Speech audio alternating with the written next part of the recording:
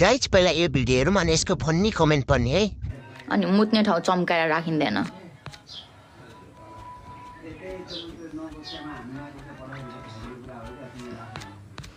तिमीहरूको चम्किलो छ रमाउन या खुसी हो न यार के भने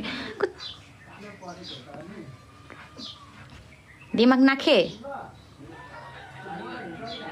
बी पोजिटिभ सबैजना। रुको जरा सबर करो। म त मुत्ने नै चम्काएर राख्छु। पार्लरमा गएर 7,000 लिन्छु चम्काइदिन्छ।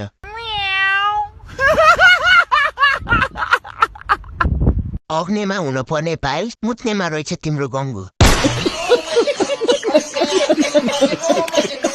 क्लोरेक्स हालेर स्टिलको जुटले मान्न पर्थ्यो त टल्किन्थ्यो नि त। बिस्तारै बिस्तारै चम्किहाल्छ नि नानी, किन आत्तेको? मेकअप गरिराखेपछि त चम्किहाल्छ नि। अनुहारमा जस्तो इफेक्ट युज गर्न किन सकेनौ?